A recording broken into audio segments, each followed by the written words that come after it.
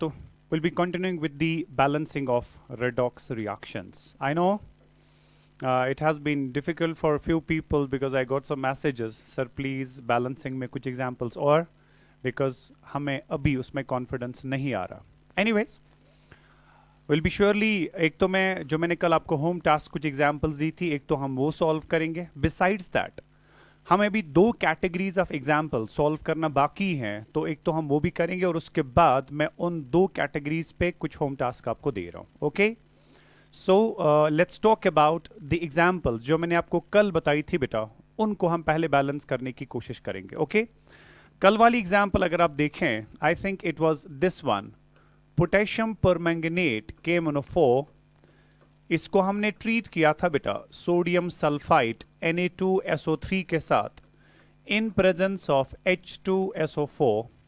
It was resulting in the formation of manganese sulphate, ये भी मैंने एक प्रोडक्ट आपको दिया था, plus we had got sodium sulphate Na2SO4 plus we had got potassium sulphate K2SO4 और उसके अलावा शायद आपको वाटर भी मिला था, right, H2O.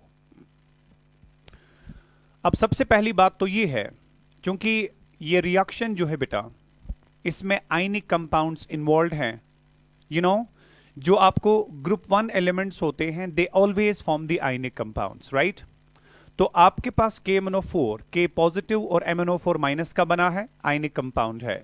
Sodium sulphate Na2SO4 Na positive और SO3 2 नेगेटिव का बना है सोडियम सल्फाइड, तो it's again an ionic compound.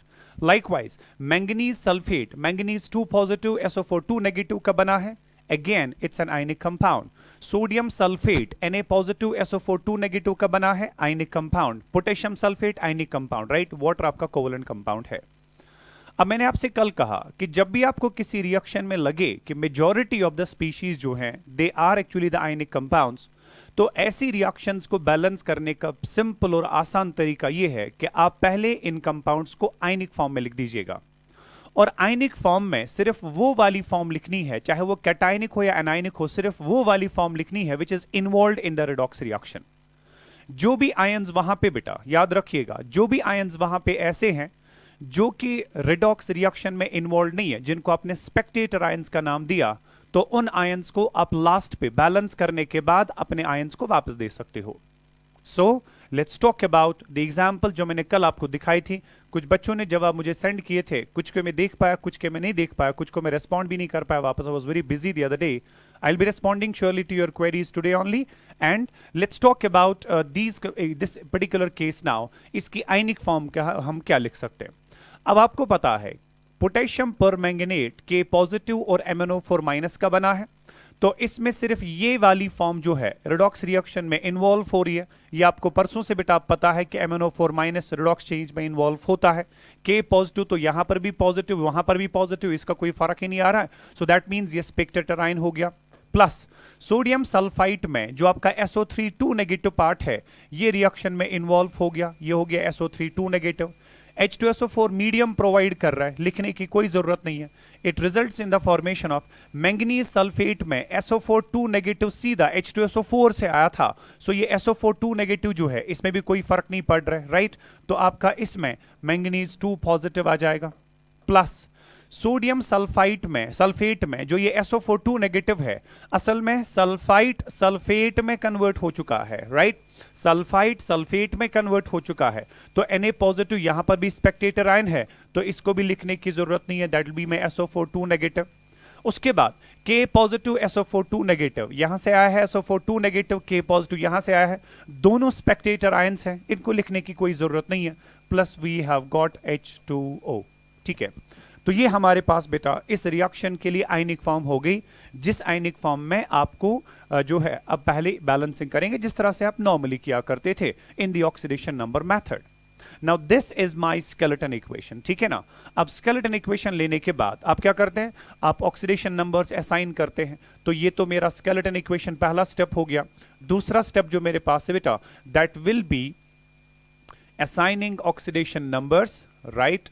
That will be assigning oxidation numbers and identifying, right, और आइडेंटिफाई करना है ऑक्सीडाइजिंग एजेंट और रिड्यूसिंग एजेंट मेरे पास कौन है। ठीक है जिगर, अब देखो आपके पास रिएक्शन ये थी, it was MnO4 minus plus we have SO3 2 minus, it was resulting in the formation of manganese 2 positive plus we have SO4 2 negative plus we have got H2O। कुछ बच्चों ने इसको बिल्कुल सही किया था, लेकिन जिनको दिक्कत आई मैं उनके लिए बेटा इसका सोल्यूशन बता रहा हूं। अब MnO4 माइनस में मैंगनीज का अगर आप ऑक्सीडेशन स्टेट देखना चाहें बेटा, दैट इज +7, ऑक्सीजन का आपको पता है दैट्स -2, सल्फाइट में सल्फर का ऑक्सीडेशन स्टेट होता है +4, oxygen continues to be -2, manganese 2 positive में मैंगनीज +2, सल्फेट में सल्फर होता है +6, oxygen continues to be -2, water में हाइड्रोजन +1, ऑक्सीजन आपके पास है -1। ठीक है, अब आप ये कहेंगे सर वाटर आपने क्यों ड्रॉप नहीं किया, क्योंकि वाटर आपकी कोवलेंट स्पीशीज है and you just have to write the covalent species. अब मसला ये है बेटा, जब मैंने ऑक्सीडेशन नंबर्स को असाइन किया, ऑक्सीडेशन नंबर असाइन करने के बाद मुझे ऑक्सीडाइजिंग रिड्यूसिंग एजेंट्स को देखना है। MnO4 माइनस में मैंगनीज +7 में है और वहां पे मैंगनीज +2 में है, तो +7 से +2 मींस इसका एक मैंगनीज एटम 5 इलेक्ट्रॉन्स गेन कर रहा है। 5 इलेक्ट्रॉन्स गेन मींस बेटा it is 5 electron reduction for manganese, right. और जो भी इलेक्ट्रॉन गेन करेगा that is your oxidising agent, और इसका oxygen continues to be in the -2, तो उसका कोई रोल नहीं बनता। अब सल्फर जो है बेटा वो +4 में है और वहां पे सल्फर आपका +6 में है, एक मॉलिक्यूल में एक ही सल्फर है जो +4 से +6 में जा रहा है, तो चूंकि इसका एक मॉलिक्यूल 2 इलेक्ट्रॉन या एक आयन 2 इलेक्ट्रॉन लूज कर रहा है, so this is 2 electron oxidation. चूंकि ये लूज कर रहा है बेटा, so it has behaved as a reducing agent, right. अब जाके इसका एक पार्टिकल 5 इलेक्ट्रॉन गेन कर रहा है, इसका एक पार्टिकल 2 इलेक्ट्रॉन लूज कर रहा है, तो आपको पता है कि सबसे पहले रिडॉक्स रिएक्शंस में नंबर ऑफ इलेक्ट्रॉन्स को बैलेंस करने की जरूरत होती है। अब अगर मैं यहां पे सिर्फ सल्फाइड को 2 से या 3 से मल्टीप्लाई करूं, तो 2 से मल्टीप्लाई करने से मुझे 4 इलेक्ट्रॉन्स मिलेंगे, 3 से मल्टीप्लाई करने से 6 इलेक्ट्रॉन्स मिलेंगे, लेकिन 5 तो तब भी नहीं मिले। अब अगर मुझे यहां पे बेटा बराबर 5 इलेक्ट्रॉन लेने की जरूरत पड़ी, तो इसको किसी भी कोएफिशिएंट से मल्टीप्लाई करने से मुझे 5 इलेक्ट्रॉन्स नहीं मिलते। ऐसे केसेस में जहां पे किसी एक स्पीशीज को मल्टीप्लाई करने से आपके नंबर ऑफ इलेक्ट्रॉन्स बैलेंस नहीं होते, वहां पे मैंने क्या कहा था, क्रॉस मल्टीप्लाई किया करें, यानी कि इसके 2 से इसको मल्टीप्लाई करें और इसके 5 से इसको मल्टीप्लाई कर दीजिएगा। जब आपने इसके 2 से इसको मल्टीप्लाई किया, सो मेरा तीसरा स्टेप रहेगा बेटा balancing number of electrons, balancing number of electrons lost and gained, right. कितने इलेक्ट्रॉन्स लूज और गेन हुए उनको बराबर करने की कोशिश की जा रही है, तो इसको बेटा आपने 2 से मल्टीप्लाई किया, ये बना आपका ट्वाइस MnO4 माइनस, इसको आपने 5 से मल्टीप्लाई किया, ये बना आपका 5 times SO3 2 minus, it resulted in the formation of manganese 2 positive plus we have SO4 2 negative plus we have got H2O। तो आपके इलेक्ट्रॉन्स बेटा लॉस्ट और गेन बैलेंस हुए। उसके बाद चौथे स्टेप में इलेक्ट्रॉन्स बैलेंस करने के बाद what you do, you go for the balancing of those atoms which undergo change in the oxidation number। अब यहां पे मैंगनीज का चेंज हो रहा था, मगर मेरे पास रिएक्टेंट साइड से 2 मैंगनीज हैं, प्रोडक्ट साइड से भी कितने होने चाहिए बेटा, 2 मैंगनीज। आपका नेक्स्ट स्टेप आएगा balancing atoms, right, balancing atoms undergoing change in the oxidation number, ठीक है, undergoing change in oxidation number. इसी तरह से बेटा एक एक स्टेप का नाम लिखना है ताकि आपको सीक्वेंस में याद रहे। सो जब आपने उनको बैलेंस करने की कोशिश की, मेरे पास तो यहां से 2 MnO4 माइनस में 2 मैंगनीज थे बेटा, और मेरे पास यहां पे 5 सल्फाइट में 5 सल्फर थे ऑन द प्रोडक्ट साइड। क्योंकि मेरे पास 2 मैंगनीज होनी चाहिए, it should be twice manganese 2 positive. मेरे पास 5 सल्फर होनी चाहिए जिनका चेंज हुआ, it should be 5 times SO4 2 negative plus we have got H2O। तो आपने मैंगनीज और सल्फर एटम्स को बैलेंस कर दिया, क्योंकि ये वो एटम्स थे जिनका ऑक्सीडेशन नंबर चेंज हुआ था। इसके बाद आपको पता है बेटा, जब वो एटम्स बैलेंस हुए, जिन एटम्स का ऑक्सीडेशन नंबर चेंज हुआ है, उसके बाद हम उन एटम्स को बैलेंस करते हैं जिनका ऑक्सीडेशन नंबर चेंज नहीं हुआ। अब जिनका ऑक्सीडेशन नंबर चेंज नहीं हुआ है, वो ऑक्सीजन और हाइड्रोजन के बगैर पहले देखते हैं, ठीक है ना, क्योंकि यहां पे सिर्फ ऑक्सीजन और हाइड्रोजन ही ऐसे हैं जिनका चेंज नहीं हुआ है, बाकी मैंगनीज सल्फर का तो चेंज हो चुका है। दैट मीन्स अब हमें सीधा किस पे जाना है, ऑक्सीजन और हाइड्रोजन की बैलेंसिंग पे। और ऑक्सीजन और हाइड्रोजन की बैलेंसिंग में पहले किसको बैलेंस करते हो, ऑक्सीजन को ऑब्वियसली। तो ऑक्सीजन को बैलेंस करने के लिए आप ये देखते हैं बेटा, जिस साइड से जितने ऑक्सीजन कम पड़ते हैं उस साइड से उतने वाटर मॉलिक्यूल्स को ऐड किया जाता है। सो नेक्स्ट स्टेप हमारा रहेगा बेटा balancing oxygen atoms, that will be my step number 5।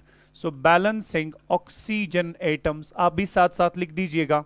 तो आपके पास ये था twice MnO4 minus plus we have 5 times SO3 2 minus, it was giving us twice manganese 2 positive plus we have 5 times SO4 2 negative plus we have got H2O। ठीक है ना, तो ये हमारे पास अब तक इक्वेशन आ चुकी है। Let's now try to balance the oxygen atoms.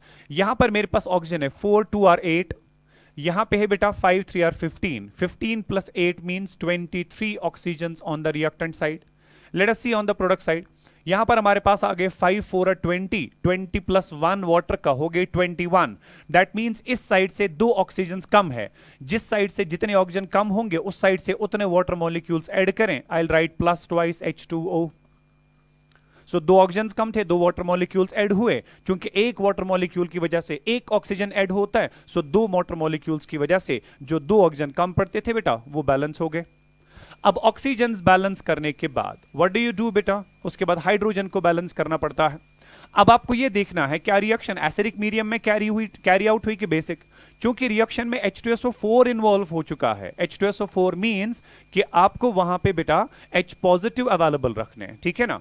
सो आपको दैट मींस एसिडिक मीडियम की बात हो रही है। अब एसिडिक मीडियम में हाइड्रोजन को बैलेंस करना है। प्रोडक्ट साइड से देखिए, ये हो गए 4 हाइड्रोजन, 4 और 2 कितने हो गए, 6 हाइड्रोजन हमारे पास प्रोडक्ट साइड से है, रिएक्टेंट साइड से तो कोई नहीं है। सो रिएक्टेंट साइड से हमें 6 H पॉजिटिव लेने हैं, मामला खत्म। आपके सारे एटम्स बैलेंस हो चुके, आपके सारे इलेक्ट्रॉन्स बैलेंस हो चुके हैं। अब जाके बेटा लास्ट पे इसकी मॉलिक्यूलर फॉर्म हम देंगे, राइट। इसकी मॉलिक्यूलर फॉर्म यानी कि जो भी इनके स्पेक्टेटर आयंस थे वो इनको वापस करेंगे। एक MnO4 माइनस को एक K पॉजिटिव लगेगा, क्योंकि ये तो KMnO4 के फॉर्म में था। सो 2 KMnO4, 2 MnO4 माइनस को बेटा 2 पोटेशियम लगेंगे, it will be twice KMnO4 plus ये जो सल्फाइड आपके पास था ये सोडियम सल्फाइड के फॉर्म में था, Na2SO3 के फॉर्म में, मगर SO3 आपके पास 5 टाइम्स था। You will right instead of 5 times SO3 minus you will right 5 times Na2SO3, क्योंकि उसका स्पेक्टेटर आयन आपने वापस दे दिया। प्लस H पॉजिटिव आपको पता है बेटा, ये H पॉजिटिव के फॉर्म में आपके पास अवेलेबल तो नहीं था, ये तो H2SO4 के फॉर्म में था। क्योंकि 2 H पॉजिटिव्स एक H2SO4 में होते हैं, सो 6 H पॉजिटिव्स के लिए आपको 3 H2SO4 लेना पड़ेगा। It should B 3 times H2SO4, right.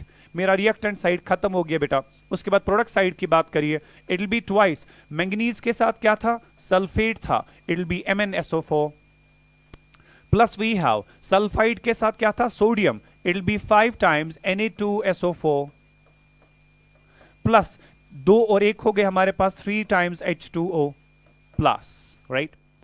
चूंकि पोटेशियम जो यहां पे था ये भी कन्वर्ट हो चुका था इनटू पोटेशियम सल्फेट। आपने देखा था मेरा एक और प्रोडक्ट जो गिवन इक्वेशन में था वो पोटेशियम सल्फेट था। आप देख सकते हैं बेटा अपनी पिछली स्लाइड, हाँ अब देखिए आपका एक प्रोडक्ट जो है बेटा वो पोटेशियम सल्फेट था। सो मैंगनीज सल्फेट भी था, सोडियम सल्फेट भी था, वाटर भी था, और आपका पोटेशियम सल्फेट भी एक प्रोडक्ट था। लेकिन अभी बेटा हमारे पास वो पोटेशियम सल्फेट इसमें नहीं हमने लिया, राइट। तो वाटर भी आ गया, सोडियम सल्फेट आ गया, मैंगनीज सल्फेट आ गया, पोटेशियम सल्फेट बाकी है। So I will be writing plus K2SO4। अब देखना है कि क्या ये बैलेंस्ड है कि नहीं। मेरे पास चूंकि 2 ही पोटेशियम अवेलेबल थे, वहां पर भी 2 पोटेशियम है, दैट मींस वो ऑटोमेटिकली बैलेंस हो चुका है।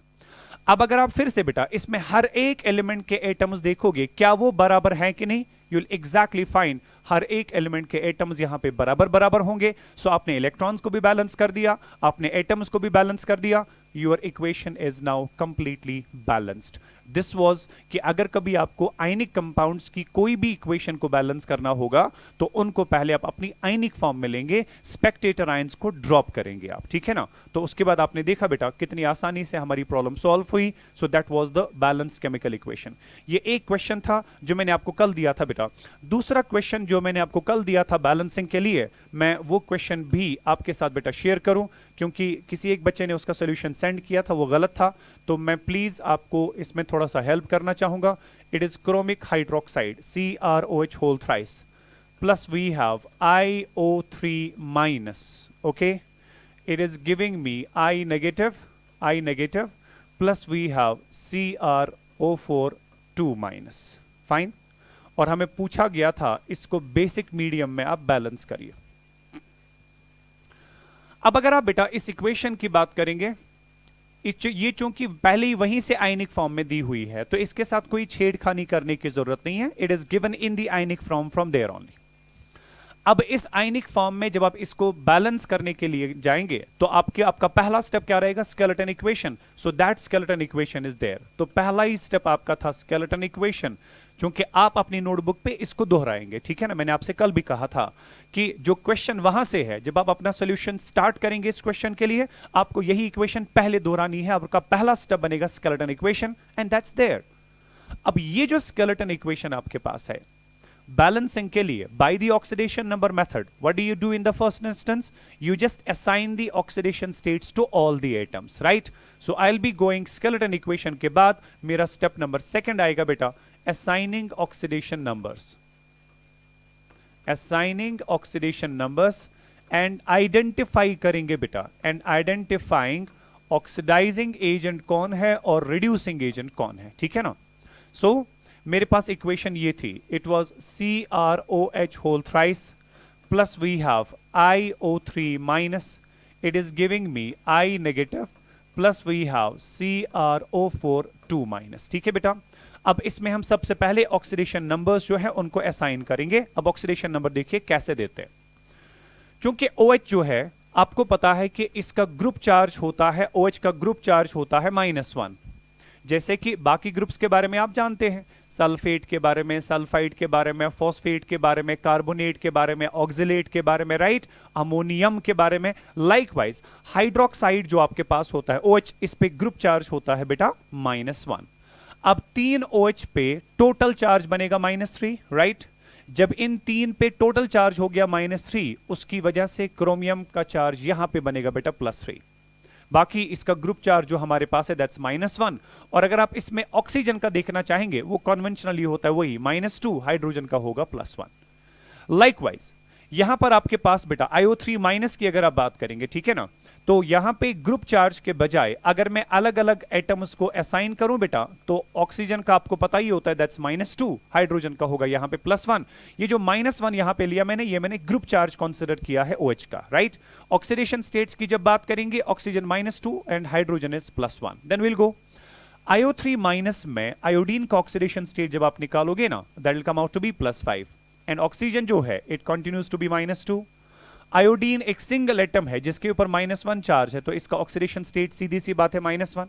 अगर आप यहां पे क्रोमेट आयन में क्रोमियम का ऑक्सीडेशन स्टेट निकालेंगे, it will come out to be +6 and oxygen continues to be -2, right. अब ऑक्सीडेशन नंबर असाइन करने के बाद आप देखिए क्रोमियम यहां पे +3 से +6 में कन्वर्ट हो रहा है, तो इसका ऑक्सीडेशन नंबर बढ़ चुका है. जिसका ऑक्सीडेशन नंबर बढ़ेगा that's called as reducing agent. So ये आपका रिड्यूसिंग एजेंट हो गया. आयोडीन +5 से -1 में आ चुका है, तो ये आपका ऑक्सीडाइजिंग एजेंट हो गया, राइट. उसके बाद आप ये भी देखते थे बेटा किसने कितने इलेक्ट्रॉन्स लूज और किसने कितने इलेक्ट्रॉन्स गेन किए. क्रोमियम +3 से +6 में जब जाएगा तो इसका एक पार्टिकल, एक एटम जो है वो 3 इलेक्ट्रॉन्स लूज कर रहा है. क्योंकि पर मॉलिक्यूल ऑफ क्रोमियम हाइड्रोक्साइड आपके पास एक ही क्रोमियम है, तो वो एक क्रोमियम +3 से +6 में जाते जाते 3 इलेक्ट्रॉन लूज करेगा. So this is basically 3 electron oxidation per molecule of chromium hydroxide. Likewise यहां पे एक IO3 माइनस में एक ही आयोडीन है जो +5 से -1 में कन्वर्ट हुआ. +5 से 0 तक 5 इलेक्ट्रॉन्स गेन हुए हैं. सो उसके बाद 0 से -1 तक एक और इलेक्ट्रॉन गेन हुआ है, 5 और 1 हो गए 6. सो this is 6 electron reduction of IO3 minus. Okay, तो यहां पे 6 इलेक्ट्रॉन का रिडक्शन हो चुका है, यहां पे 3 इलेक्ट्रॉन का ऑक्सीडेशन हो चुका है. आपको पता है बेटा हम नेक्स्ट स्टेप में जाते हैं ताकि हम इलेक्ट्रॉन्स को बैलेंस कर सकें, इलेक्ट्रॉन्स को इक्वेट कर सकें. तीसरा स्टेप जो आपके पास आएगा that will be balancing electrons lost and gained, right. Balancing electrons lost and gained या equating electrons lost and gained, वैसे भी कर सकते हैं. अब यहां पे देखिए इसका एक पार्टिकल 6 गेन कर रहा है, इसका एक पार्टिकल 3 लूज कर रहा है. तो इसको बराबर 6 देने के लिए इसके एक पार्टिकल के बजाय इसके 2 पार्टिकल्स लेने पड़ेंगे। सिंपल बात है बेटा। तो दैट मींस इसको हमने ट्वाइस लेना पड़ेगा। So it will be now twice of CrOH whole thrice. ठीक है, क्योंकि इसका एक पार्टिकल जो होगा वो 3 इलेक्ट्रॉन्स दे रहा है, तो 2 पार्टिकल्स बेटा 6 इलेक्ट्रॉन्स बराबर देंगे। Now 6 electrons have been lost and 6 electrons have been gained, electrons have been equated, plus we have IO3 minus, it results in the formation of I negative, plus we have CrO4 2 minus. Right, ये आपके पास बेटा फिलहाल number of electrons balance हो चुके हैं। Electrons balance करने के बाद क्या करते हैं, उन एटम्स को बैलेंस करते हैं जिनका ऑक्सीडेशन नंबर चेंज हुआ है। तो यहां पे क्रोमियम का चेंज हुआ था, मेरे पास यहां पे एक ही दो क्रोमियम है, वहां पे एक ही क्रोमियम है, तो उसको ट्वाइस लेना पड़ेगा। मेरे पास यहां पे एक ही आयोडीन है, यहां पर भी एक ही आयोडीन है, तो वो बेटा मेरे को किसी टर्म से मल्टीप्लाई करने की जरूरत नहीं है। फाइन, अब जाके एटम्स बैलेंस करेंगे and I will be moving to the next step here, that is step number 4, balancing atoms. मैं साथ साथ लिख रहा हूं बेटा आपके लिए, balancing atoms undergoing change in the oxidation number, undergoing change in the oxidation number. आप उन एटम्स को बैलेंस करिए जिनका ऑक्सीडेशन नंबर चेंज हुआ है। मेरे पास रिएक्टेंट साइड से था twice chromium hydroxide CrOH whole thrice, plus we have IO3 negative. It was resulting in the formation of I negative, plus we have got CrO4 2 minus, right? अब यहां से 2 chromium थे, it should be 2 chromium on this side. यहां पे एक ही iodine था, वहां पर भी एक ही आयोडीन है, तो मेरा क्रोमियम भी बैलेंस हो गया, मेरा आयोडीन भी बैलेंस हो गया, क्योंकि इन्हीं का ऑक्सीडेशन नंबर चेंज हो रहा था। उसके बाद आप उन एटम्स को बैलेंस करते हैं जिनका चेंज नहीं हुआ, लेकिन ऑक्सीजन हाइड्रोजन के बगैर। फिर से यहां पे क्रोमियम आयोडीन के बाद सिर्फ ऑक्सीजन हाइड्रोजन ही है, दैट मींस फिर से वो सिचुएशन आपके पास नहीं है। इसलिए आपको पहले ऑक्सीजन और हाइड्रोजन ही आप बचे हैं बैलेंसिंग के लिए, उसमें से सिर्फ ऑक्सीजन बैलेंस करिए पहले। अब ऑक्सीजन देखिए बेटा, रिएक्ट प्रोडक्ट साइड से कितने हैं, 2 4 और 8 ऑन द प्रोडक्ट साइड। यहां से 3 ये हो गए, और यहां से 3 2 और 6, राइट। तो यहां से एक क्रोमियम हाइड्रोक्साइड में 3 ऑक्सीजन, 2 में होंगे 6, 6 और 3 कितने हो गए, 9। मगर यहां से हमारे पास सिर्फ कितने हैं, 8। दैट मींस प्रोडक्ट साइड से बेटा आपका एक ऑक्सीजन कम पड़ रहा है। जिस साइड से जितने ऑक्सीजन कम होंगे, so I will be writing balancing oxygen atoms, right बेटा। सो ऑक्सीजन एटम्स बैलेंस करने के लिए क्या करोगे, आप यहां से एक वाटर मॉलिक्यूल ऐड करोगे, ठीक है। तो बैलेंसिंग ऑक्सीजन एटम्स के बाद आप ये वाला स्टेप लिखोगे। हो गया आपका ऑक्सीजन भी बैलेंस, क्योंकि वहां से यहां से 9 एटम्स थे, वहां से सिर्फ 8 थे, तो एक वाटर मॉलिक्यूल ऐड हुआ। उसके बाद आपको पता है कि हमें हाइड्रोजन बैलेंस करना है। हाइड्रोजन अब बेसिक मीडियम में बैलेंस करना है, इस बार बेसिक मीडियम में बैलेंस करना है। अब बेसिक मीडियम में हाइड्रोजन को बैलेंस करने का तरीका क्या है, याद करिए। मैंने कहा जिस साइड से जितने हाइड्रोजन कम होंगे, उस साइड से उतने वाटर मॉलिक्यूल्स ऐड करें, और उसके ऑपोजिट साइड से, यानी कि जहां से हाइड्रोजन्स ज्यादा थे, उस साइड से उतने ही OH नेगेटिव्स ऐड करने, ठीक है। सो अब देखिए हाइड्रोजन्स मेरे पास कितने हैं, रिएक्टेंट साइड से एक क्रोमियम हाइड्रोक्साइड में 3 हाइड्रोजन, सो 2 क्रोमियम हाइड्रोक्साइड में 6 हाइड्रोजन्स हैं on the reactant side. Product side से मेरे पास सिर्फ कितने हैं, 2 हाइड्रोजन्स। प्रोडक्ट साइड से 4 हाइड्रोजन्स कम है। जिस साइड से जितने हाइड्रोजन्स कम होंगे, उस साइड से उतने वाटर मॉलिक्यूल्स ऐड करिए, और उसके ऑपोजिट साइड से, यानी कि चूंकि प्रोडक्ट साइड से वाटर ऐड हुआ, रिएक्टेंट साइड से बेटा इतने ही OH नेगेटिव ऐड होंगे। That means I have to write 4 times OH negative on the reactant side. Fine, final equation क्या बनेगी बेटा, it will be twice chromium hydroxide, ठीक है। आप इसको लिखेंगे अब balancing hydrogen atoms. I'll be writing balancing hydrogen atoms. Okay. अब हाइड्रोजन एटम्स बैलेंस करने के लिए हमने कंसीडर किया हुआ है, so it is plus IO3 negative, plus we have 4 times OH minus, it results in the formation of, product side से आपके पास है I negative, plus we have twice CrO4 2 minus, plus we have 4 times water and 1 times water. कितना हो गया? It is 5 times H2O. That should have been the answer of your previous problem, जो मैंने कल आपको as home task दिया था। किसी बच्चे को दिक्कत आई होगी, प्लीज आप एक बार फिर से देखिए। जितनी ज्यादा प्रैक्टिस आप इसमें क्वेश्चंस की करेंगे, उतना आप ज्यादा सीख पाएंगे। जितना आप अपने आप को रेस्ट्रिक्ट करोगे टू दीज 5 एग्जाम्पल्स, उतना आपके लिए मुश्किलें हो जाएंगी। More practice, you will be इंशाल्लाह हैविंग अ बेटर हैंड। अब आपको ये देखना है बेटा, क्या ये इक्वेशन वाकई बैलेंस हो चुकी है कि नहीं। मैंने क्या कहा था, प्रूफ क्या होता है? प्रूफ ये रहता है बेटा, net charge on the reactant side should be equal to net charge on the product side. Reactant side से नेट चार्ज देखिए, 4 OH नेगेटिव पे 4 नेगेटिव चार्ज और 1 IO3 माइनस पे 1 नेगेटिव चार्ज, 4 और 1 कितने हो गए, 5 नेगेटिव। प्रोडक्ट साइड से देखिए, इस पे 1 नेगेटिव और इसके 1 आयन पे 2 नेगेटिव है, तो 2 आयन पे कितना होगा, 4 नेगेटिव। तो यहां से 4 नेगेटिव, यहां से 1 नेगेटिव, 5 नेगेटिव प्रोडक्ट साइड से भी, 5 नेगेटिव रिएक्टेंट साइड से भी। चार्जेस जो आपके पास है बेटा, they have already been balanced, so that means आपकी रेडॉक्स रिएक्शन जो है that will be a balanced chemical equation, right. ये वो 2 क्वेश्चंस थे जो मैंने कल आपको बेटा एज होम टास्क दिए थे। इंशाल्लाह आई होप कि यहां से आगे जो है आपको कोई दिक्कत नहीं आनी चाहिए। आई will be talking about the next one, that is balancing disproportionation reactions.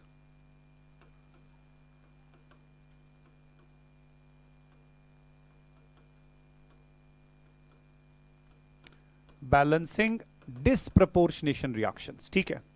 Disproportionation reaction को बेटा बैलेंस कैसे किया जाएगा, एक सिंपल एग्जांपल के साथ हम शुरुआत करेंगे। मेरे पास बेटा P4 जो है ये कन्वर्ट हो रहा है into PH3 plus we have got H2PO2 minus as well, और मुझे पूछा जा रहा है कि इसको बेसिक मीडियम में आप बैलेंस करिए, राइट। इसको बेसिक मीडियम में आप बैलेंस करिए। पहली बात ये देखनी है क्या ये डिस्प्रपोर्शनेशन है, राइट। यहां पे फास्फोरस का ऑक्सीडेशन स्टेट 0, इसमें फास्फोरस का ऑक्सीडेशन स्टेट -3, यहां पे फास्फोरस का निकाले दैट विल बी +1। सो एक ही एलिमेंट के एटम्स जो सेम ऑक्सीडेशन स्टेट में थे उसमें से कुछ का ऑक्सीडेशन नंबर घट गया है, कुछ का ऑक्सीडेशन नंबर बढ़ गया है, यानी कि कुछ फास्फोरस एटम्स का रिडक्शन, कुछ का ऑक्सीडेशन हो चुका है। ऐसी रिएक्शंस को तो आपने डिस्प्रपोर्शनेशन कहा था। अब जब भी आप डिस्प्रपोर्शनेशन रिएक्शंस को बैलेंस करने की कोशिश करें, एक सिंपल काम याद रखिएगा बेटा, इसको हमेशा रिवर्स करके बैलेंस करें, बहुत आसानी से बैलेंस हो जाएगी, राइट। यानी कि इसके जो प्रोडक्ट्स हैं उनको हमने रिएक्टेंट्स बनाना है, तो सबसे पहले आप क्या करोगे, रिवर्स द रिएक्शन, यानी कि आपने इसको कॉन प्रपोर्शनेशन बनाना, याद है ना आपको, reverse of disproportionation was called as comproportionation. तो डिस्प्रपोर्शनेशन को जब भी बैलेंस करोगे उसको कॉन प्रपोर्शनेशन रिएक्शन बनाया करो। तो कॉन प्रपोर्शनेशन बनाने के बाद ये आपका PH3 हो गया, ये आपका बेटा H2PO2 माइनस हो गया, it results in the formation of P4, right. Oxidation numbers आप ऑलरेडी देख चुके हैं। ऑक्सीडेशन नंबर इसका -3 था, hydrogen continues to be +1, hydrogen +1, phosphorus +1, oxygen -2 and phosphorus जो है दैट कंटिन्यूज टू बी 0। अब चूंकि ऑक्सीडेशन नंबर्स आप ऑलरेडी निकाल चुके हैं ऑफ ऑलमोस्ट 50 to 70 केसेस, तो ऑलरेडी आप ये जानते हैं कि ऑक्सीडेशन नंबर्स कैसे असाइन किया जाता है। That's not the debate right now. What is the debate is that now the question is very simple for you. यहां पे आपका वही स्केलेटन इक्वेशन ये हो गई, उसके बाद असाइन करिए ऑक्सीडेशन नंबर्स, वो भी हो गया। अब आइडेंटिफाई करिए बेटा ऑक्सीडाइजिंग और रिड्यूसिंग एजेंट्स कौन कौन से हैं, ठीक है ना। तो फॉस्फोरस यहां पे -3 से 0 में कन्वर्ट हुआ है। PH3 का फॉस्फोरस -3 से 0 में कन्वर्ट हो चुका है।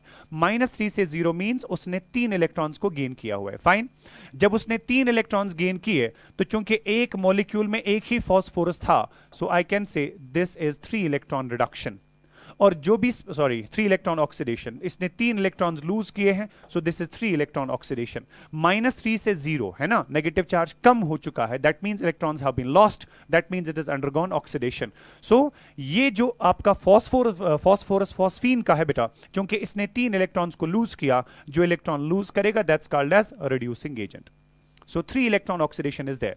अब यहां पे देखिए फॉस्फोरस यहां पे +1 में था, यहां पे फॉस्फोरस 0 में है, तो इसका पॉजिटिव चार्ज कम हुआ, that's obviously possible by the gain of electrons, so that means इसने इलेक्ट्रॉन्स को गेन किया है।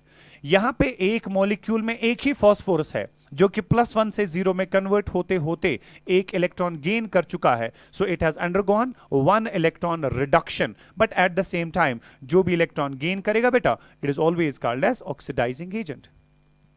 नाउ सी, आपका एक पार्टिकल 3 लूज कर रहा है और इसका एक पार्टिकल सिर्फ 1 गेन कर रहा है। आपको पता है कि ऑक्सीडाइजिंग और रिड्यूसिंग एजेंट्स पहचानने के बाद आप क्या करते हैं, नेक्स्ट स्टेप आप लिखेंगे नोटबुक पे, ठीक है ना, क्योंकि अब ये बिल्कुल एक नॉर्मल रिएक्शन सी बन गई जो कि आप जिस तरह से आपके पास बाकी थी। तो इसके बाद आप नेक्स्ट स्टेप क्या करते थे बेटा, आप इलेक्ट्रॉन्स लॉस्ट और गेन्ड को बैलेंस करते थे।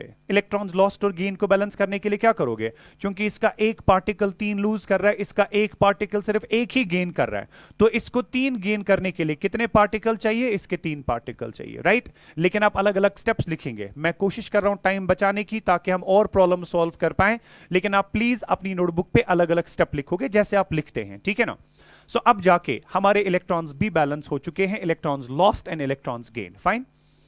इसके बाद आप क्या करते हैं, आप बेटा उन एटम्स को बैलेंस करते हैं जिनका ऑक्सीडेशन नंबर चेंज हो चुका है। अब देखिए ना, मेरे पास यहां पे एक फास्फोरस है, इसका चेंज हुआ, और यहां पे 3 फास्फोरस है जिनका चेंज हुआ। 3 फास्फोरस और 1 फास्फोरस कितने हो गए, 4।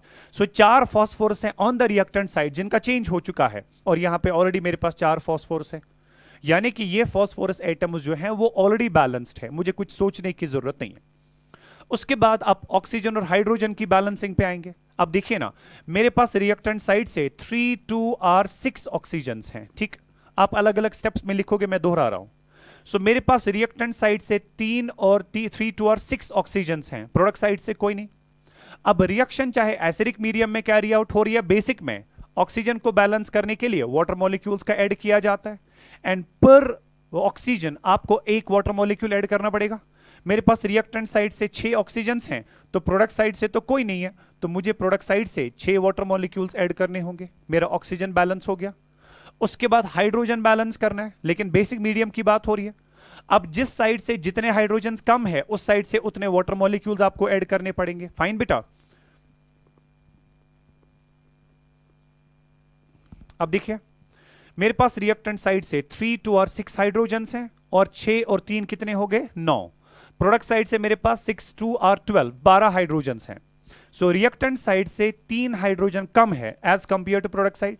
जब यहां पे 3 हाइड्रोजन्स कम हुए, तो मुझे सिंपल बात बताइए बेटा, क्या करना होगा, जिस साइड से जितने हाइड्रोजन्स कम, उस साइड से उतने वाटर मॉलिक्यूल्स, और उसके बिल्कुल ऑपोजिट साइड से उतने ही OH नेगेटिव्स ऐड करने, फाइन। मेरे पास प्रोडक्ट साइड से 12 हाइड्रोजन थे, यहां से 9 थे, तो मैंने बेटा यहां से 3 हाइड्रोजन्स को बराबर करने के लिए 3H2O और उसके अपोजिट साइड से 3OH नेगेटिव लगा दिया, राइट। अब जाके फाइनल इक्वेशन देखते हैं। ये मेरे पास आ गया बेटा PH3 plus we have 3 times H2PO2, it results in the formation of, चूंकि यहां से 6 टाइम्स H2O है, यहां से 3 टाइम्स H2O है, मगर प्लस, जब आप प्लस 3 टाइम्स H2O को एरो के उस साइड से लेके जाते हैं बेटा, तो ये ऑब्वियसली अपना साइन चेंज करके माइनस बनता है, क्योंकि जो भी आपकी केमिकल इक्वेशंस होती हैं बेटा, वो सारे रूल्स फॉलो करते हैं अलजेब्रा के, ठीक है ना। तो अगर आपके पास इक्वेशन के इस साइड में प्लस 3 टाइम्स H2O है, इक्वेशन के उस साइड में क्या बनेगा, माइनस 3 टाइम्स H2O। सो ये बनेगा आपका P4 plus we have 6 H2O में से 3 H2O जाएंगे, वहां पे कितना बचेगा, only 3 times H2O on the product side, ठीक है ना। और उसके अलावा आपके पास बेटा 3 टाइम्स OH नेगेटिव भी है, फाइन। अब ये जो है, ये आपका जवाब नहीं है, ये आपकी बैलेंस केमिकल इक्वेशन नहीं है, बल्कि इसकी इनवर्स आपकी रिएक्शन लेनी है। बात समझ रहे ना, क्योंकि आपको जो रिएक्शन दी थी वो ये थी, P4 आपका रिएक्टेंट साइड से था, इसमें P4 किस साइड से, प्रोडक्ट साइड से। इसको वापस बेटा आपने इनवर्स करना है, ठीक है। अगर आप इसको वापस इनवर्स करेंगे, तो मैं वो इनवर्स करके बेटा फाइनल आपका आंसर जो है यहां पे लिख के रख दूं। It should be like this, P4 plus we have 3 times H2O plus we have 3 times OH negative. It results in the formation of PH3 phosphine plus we have got 3 times H2PO2 negative, right? अब balancing तो हो गई, लेकिन check करना है सही है कि नहीं। तो net charge on the reactant side should be equal to net charge on the product side. 3 OH पे 3 नेगेटिव चार्ज है, और यहां पर भी 3 H2PO2 पे 3 नेगेटिव चार्ज है। सो दैट मींस बेटा यहां पे चार्ज भी balanced. That is a guarantee to you कि आपने जो बैलेंसिंग किया हुआ है वो बिल्कुल सही किया हुआ है, ठीक है। So that was something about कि डिसप्रपोर्शनेशन रिएक्शंस को बैलेंस कैसे किया जाएगा। अब इन डिसप्रपोर्शनेशन रिएक्शंस में बेटा मैं आपको 2 एग्जांपल्स दे रहा हूं जो आप घर जाके सॉल्व करोगे।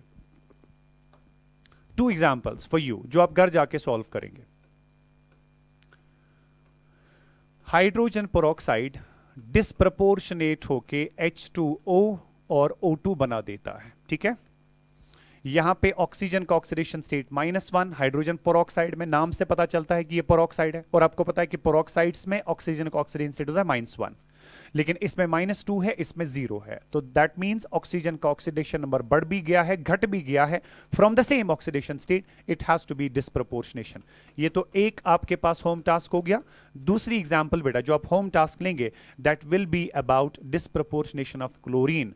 It is Cl2 getting converted to Cl negative, plus we have got OCl with the charge -1, right? OCl with the charge -1।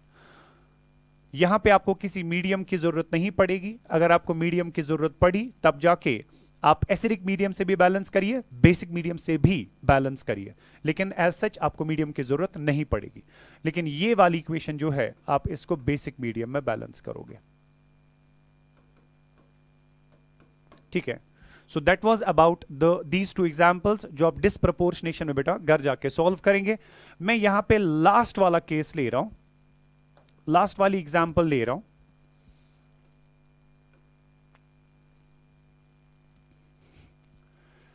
और ये केस ऐसा होगा जहां पे आपके पास you will write the case here, you will write the case please, you will write reactions where a species is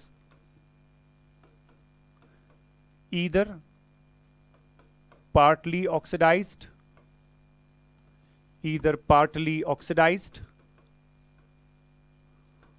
or partly reduced, or partly reduced। इस तरह की एग्जाम्पल जो है हम इससे पहले कर चुके थे जब हमने वैलेंस फैक्टर लिया था, ठीक है। KMnO4 की रिएक्शन थी HCl के साथ, सोडियम परमैंगनेट की रिएक्शन थी HCl के साथ, और आपने देखा था वहां पे शायद पोटेशियम डाइक्रोमेट की थी और एक शायद सोडियम परमैंगनेट की थी, और वहां पे HCl के साथ दोनों रिएक्शंस थी। वहां पे आपने देखा था HCl सारे का सारा ऑक्सीडाइज नहीं होता था। तो वैसे केसेस जो है बेटा उनको कैसे बैलेंस किया जाता है, उन इक्वेशंस को आप कैसे बैलेंस कर सकते हो। Let's talk about that. Reactions where a species is either partly oxidised और partly reduced, fine। I'll be taking an example for you। मैं कॉपर को बेटा नाइट्रिक एसिड के साथ ट्रीट कर रहा हूं। It results in the formation of copper nitrate CuNO3 whole twice। उसके अलावा यहां पे मुझे NO और उसके अलावा मुझे यहां पे H2O मिलता है, ठीक। अगर आप रिएक्शन पे नजर मारेंगे बेटा it is a redox reaction, क्योंकि यहां पे कॉपर का ऑक्सीडेशन स्टेट 0, यहां पे कॉपर का ऑक्सीडेशन स्टेट +2, यहां पे HNO3 में नाइट्रोजन का ऑक्सीडेशन स्टेट +5, यहां पे नाइट्रोजन का +2, right. There is a change in the oxidation number, it has to be a redox reaction.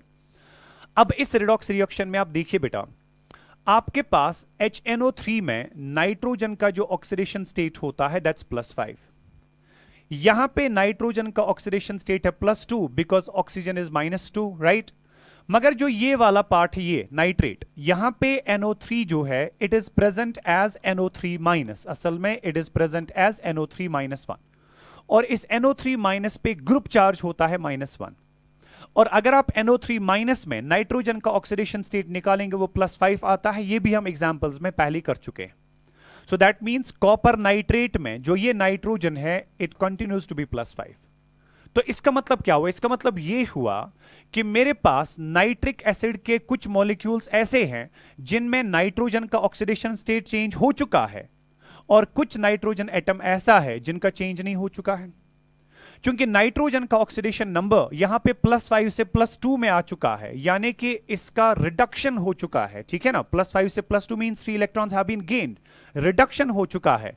लेकिन कुछ पार्ट ऐसा है बेटा जिसका कोई रिडक्शन ऑक्सीडेशन नहीं हुआ है। So this is the example where a molecule is partly reduced, where a substance is partly reduced, right बेटा। So HNO3 जो यहां पर आपके पास है इसकी partly reduction हो रही है, और अब जाके देखना है कि ऐसे केसेस को हम बैलेंस कैसे करते हैं, ठीक है।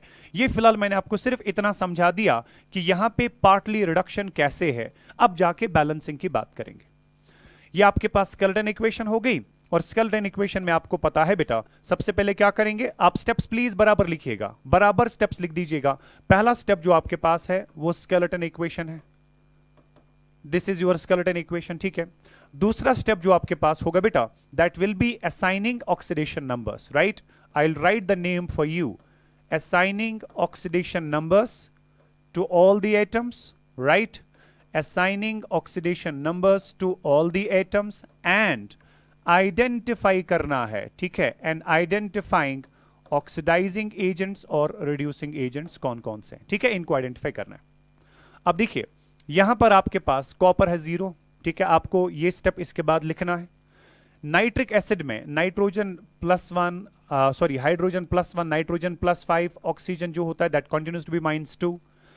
चूंकि नाइट्रेट पे मैंने अभी आपसे कहा था ग्रुप चार्ज होता है -1, सो 2 नाइट्रेट मेरे पास यहां पे है, 2 नाइट्रेट, सो 2 नाइट्रेट का टोटल चार्ज बनेगा -2, उसकी वजह से कॉपर का चार्ज आएगा +2, तो copper is in the oxidation state of +2। This nitrogen continues to be +5, oxygen यहां पे -2, ये nitrogen +2, oxygen -2, hydrogen +1, oxygen -2, right. ये तो आपने बेटा ऑक्सीडेशन नंबर्स असाइन किए, उसके साथ साथ आप आइडेंटिफाई करते थे ऑक्सीडाइजिंग और रिड्यूसिंग एजेंट्स कौन है।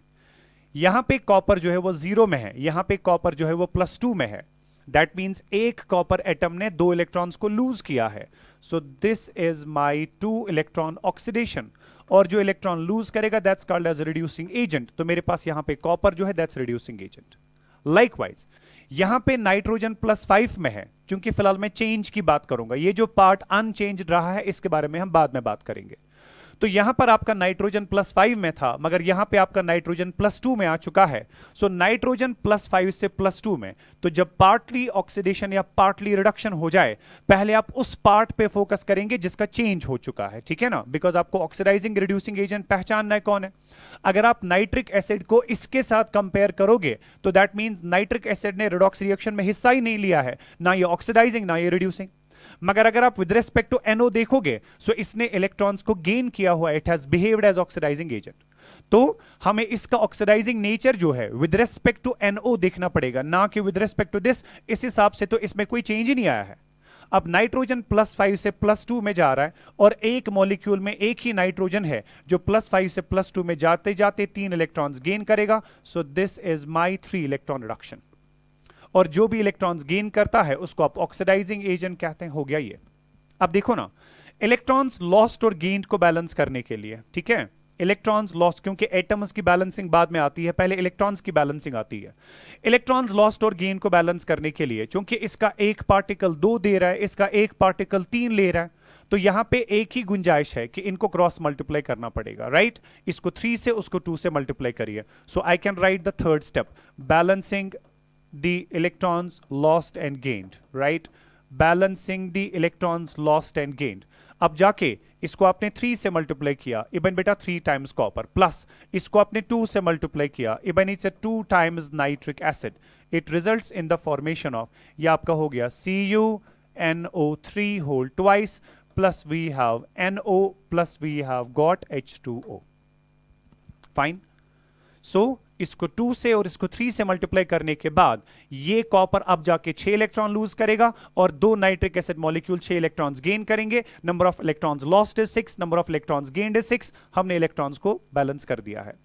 उसके बाद एटम्स की बैलेंसिंग की बात आती है, और पहले किन एटम्स को बैलेंस करते हैं, जिनका ऑक्सीडेशन नंबर चेंज हो चुका है। So I will be moving to the next page here बेटा, I will be balancing those atoms जिनका ऑक्सीडेशन नंबर चेंज हुआ है।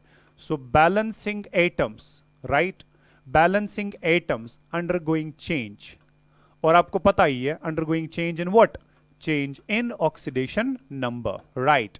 So I will be having my equation, it is 3 times Cu plus we have 2 times HNO3, it results in the formation of CuNO3 whole twice, plus we have got NO, plus we have got H2O।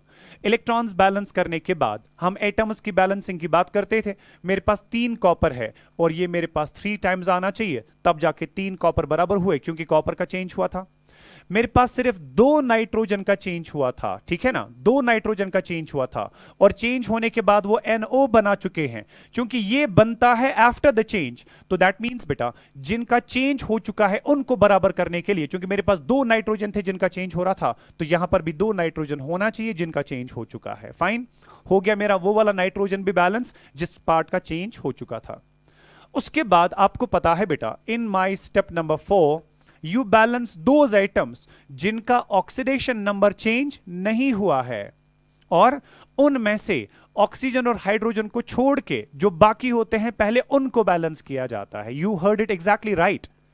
So oxygen और hydrogen को छोड़ के अगर कोई atom ऐसा है जिसको आपने अभी बैलेंस करना बाकी है, तो ऑक्सीजन हाइड्रोजन से पहले उसी को बैलेंस करो। अब देखो ना, मेरे पास कॉपर जिसका चेंज हुआ था वो बैलेंस हो चुका, नाइट्रोजन जिसका चेंज हुआ था वो बैलेंस हो चुका, मगर मेरे पास बेटा 3 कॉपर नाइट्रेट में 6 नाइट्रोजन ऐसे हैं, बिकॉज एक कॉपर नाइट्रेट में 2 नाइट्रोजन है और 3 कॉपर नाइट्रेट में 6 नाइट्रोजन है। तो मेरे पास 6 नाइट्रोजन ऐसे हैं बेटा, जो 6 नाइट्रोजन में कोई भी चेंज ऑक्सीडेशन नंबर में नहीं हुआ। सो ऑक्सीजन हाइड्रोजन के बगैर ये 6 नाइट्रोजन ऐसे थे जिनके ऑक्सीडेशन नंबर पे कोई फर्क नहीं पड़ा। दैट मींस मुझे अब इनको बैलेंस करना है, ठीक। अब चूंकि प्रोडक्ट साइड से मेरे पास 6 नाइट्रोजन है जिनका चेंज नहीं हुआ, इनके कॉरेस्पॉन्डिंग मुझे 6 नाइट्रोजन और रिएक्टेंट साइड से लेने हैं। उसके लिए हम क्या करेंगे बेटा, ये तो 3 टाइम्स कॉपर हो गया, ठीक है, तो यहां पे हम लिखेंगे balancing nitrogen atoms, right. Balancing nitrogen atoms not undergoing any change, not undergoing any change, right. अब देखिए मेरे पास यहां पे बेटा 3 कॉपर थे, वो तो आप कर चुके हैं। ये तो 2 नाइट्रिक एसिड आपके पास है, हो गया ये भी, प्लस वी हैव, बात आराम से समझना। मेरे पास प्रोडक्ट साइड से 6 नाइट्रोजन ऐसे हैं जिनका चेंज नहीं हुआ, क्योंकि एक नाइट्रोजन के लिए एक नाइट्रिक एसिड मॉलिक्यूल लेना पड़ेगा, बिकॉज एक नाइट्रिक एसिड में एक ही नाइट्रोजन है। सो जो मेरे पास 6 नाइट्रोजन प्रोडक्ट साइड से ऐसे हैं जिनका चेंज नहीं हुआ, उनके लिए ऑन द रिएक्टेंट साइड बेटा मुझे 6 नाइट्रिक एसिड मॉलिक्यूल्स और लेने पड़ेंगे। ये 2 नाइट्रिक एसिड मॉलिक्यूल्स उन नाइट्रोजन के लिए जिनका चेंज हो चुका है, और ये 6 नाइट्रिक एसिड मॉलिक्यूल्स उन नाइट्रोजन के लिए जिनका चेंज नहीं हुआ है। I hope you got my point. So this was about कि जिन एटम्स का चेंज नहीं हुआ उनको आपने कैसे बैलेंस कर दिया। Then on the product side you have 3 times CuNO3 whole twice, plus we have 2 times NO, plus we have got H2O. So copper भी बैलेंस हो गया, नाइट्रोजन जितना चेंज हुआ था जितना चेंज नहीं हुआ था वो भी बैलेंस हो गया। अब जाके किसकी बारी आ रही है, ऑक्सीजन और हाइड्रोजन की। लेकिन इससे पहले ऑक्सीजन हाइड्रोजन की बात करेंगे, मैं इसको ऐसे लिख देता हूं, this is 3 times Cu plus 6 और 2 कितने हो गए, 8 नाइट्रिक एसिड कुल मिला के। 8 में से 2 ऐसे जिनका चेंज हुआ था, लेकिन 6 ऐसे जिनका चेंज नहीं हुआ था। It resulted in the formation of 3 times CuNO3 whole twice, plus we have got twice NO, plus we have got H2O। अगर यहां पे आपको दिक्कत आई समझने में, आप प्लीज बाद में ये वीडियो लेक्चर जो है यहां पे थोड़ा सा रिवाइंड करेंगे, आप इसको एक बार फिर से सुनने की कोशिश करेंगे, because we are running out of the time as well. So आपके पास यहां तक बेटा नाइट्रोजन कॉपर वगैरह सारा बैलेंस हो चुका है। अब ऑक्सीजन हाइड्रोजन की बारी आई है। यहां से आगे जो है मैं आप पे छोड़ रहा हूं, यहां से आगे ऑक्सीजन और हाइड्रोजन को आप बैलेंस करने की कोशिश करेंगे। क्योंकि ये एसिड की बात हो रही है तो जाहिर सी बात है बेटा आप एसिडिक मीडियम से ही अपनी इक्वेशन को बैलेंस करेंगे। मगर मैं आपको इतना बता के रखूं, आपको H पॉजिटिव की जरूरत नहीं पड़ेगी। जब आप ऑक्सीजन बैलेंस करोगे हाइड्रोजन ऑटोमेटिकली बैलेंस हो जाता है। Anyways that completes balancing by oxidation number method, ठीक है। मैं एक एग्जांपल आपको इस पर्टिकुलर केस की दे रहा हूं जिसको आप घर जाके सॉल्व करोगे, ठीक है। That is like this, it is zinc plus we have HNO3, it gives me zinc nitrate ZnNO3, plus we have got NO2, plus we have got H2O। ठीक है जिगर, ये वाला क्वेश्चन जो है इसको भी आप घर जाके सॉल्व करेंगे। Rest, tomorrow is Sunday and hopefully we are going to finish with this chapter on Tuesday, right? Monday और Tuesday 2 दिन इसमें और लगेंगे इंशाल्लाह। See you on Monday. Enjoy your Sunday. Thank you so much. Allah Hafiz.